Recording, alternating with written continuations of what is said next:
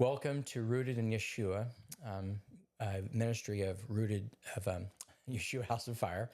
I'm Pastor Robert Lee, and good morning to all of you. I want to go over a topic that is a rough topic, but one that unfortunately people do experience from time to time. I'm grateful this has not happened to me in a long time, but it is a learning lesson that I think hopefully someone out there can attach to. Betrayal is a bitter pill to swallow because it leaves scars that run deep within the human mind.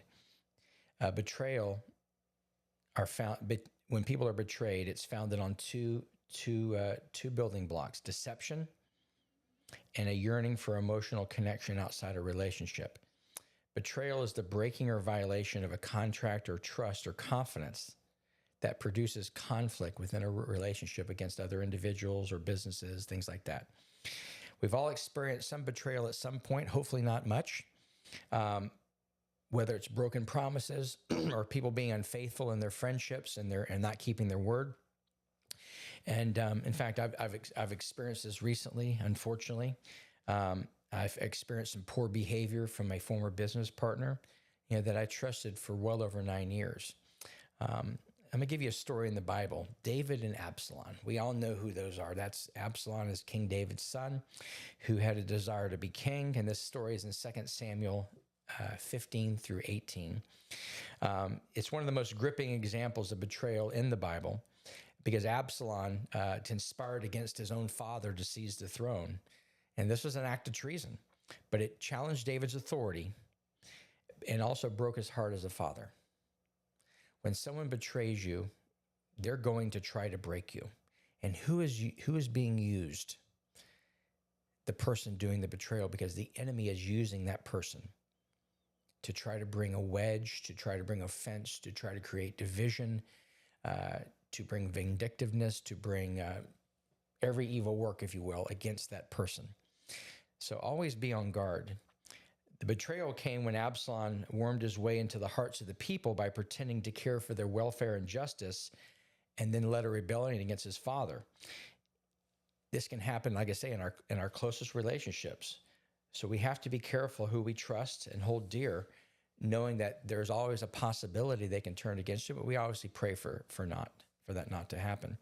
But this sheds light on the fact that there are power struggles and there are personal ambitions which distort relationships. There's another story in the Bible that King David also experienced from a gentleman named Ahithophel. He was a trusted advisor who sided with Absalom. So not only did King David lose his son in this rebellion, but his most trusted advisor. He did lament in Psalms 55 and had deep pain and betrayal. For it is not an enemy who insults me that I could endure. It is not a foe who rises against me from whom I could hide, but it is you, a man like myself, my companion, my close friend. Ahithophel's betrayal is one of the most intriguing stories in the Bible because as a trusted advisor, he had wise counsel and strategic thinking for King David to relying on him for matters of state and strategic information. Having been a close ally of David, he knew David's strengths and weaknesses. And so his loyalty was invaluable to the king. But when he saw an opportunity to side with Absalom and potentially gain more power under Absalom's potential rule, he willingly turned against David. I'm going to stop right there. I hope none of you have experienced this. I hope none of you would have experienced a friend turning their back against you.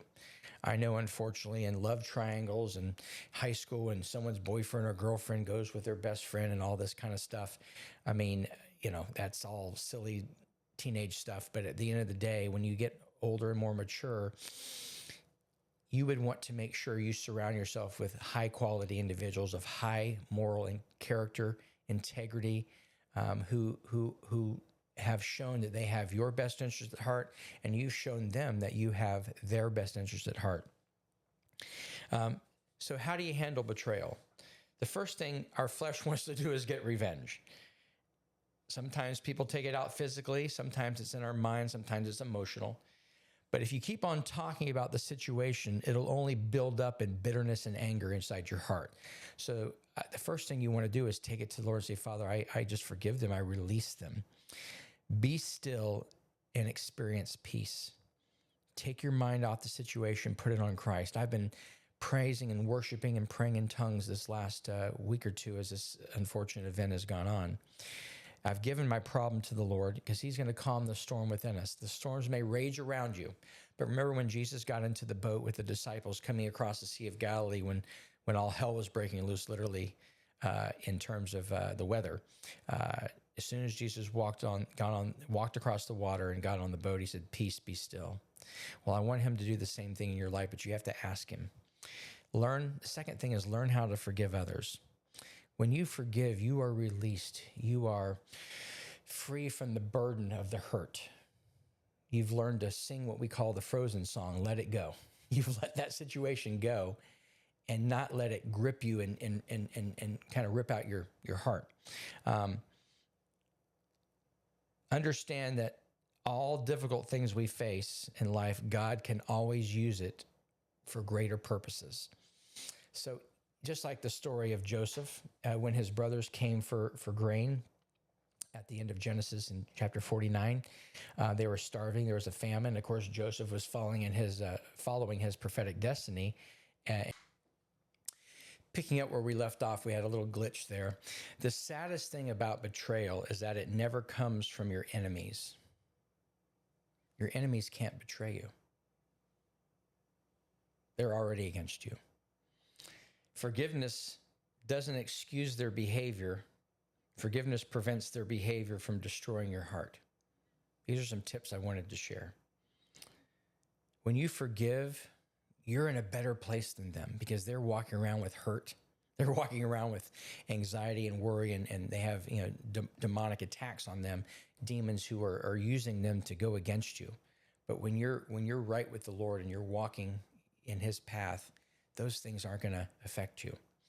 To be a Christian means to forgive the inexcusable because God has forgiven anything you've done that warrants forgiveness. Remember this as we close. Things in life will and can betray you, but God never will. God never turns his back on us. He's always there for you. So the moral of all this conversation about betrayal is, you hope it never happens, but if it does, be grounded. It says in Ephesians 6:12, after having done all to stand. Stand grounded in who you know and who you are in the Word of God. So again, we bless everyone. We ask you, Lord, that anyone who has experienced this is wrapped up in your arms in love, and that they're able to be set free from the bondage of betrayal, and that we release them in Yeshua's name. Shalom.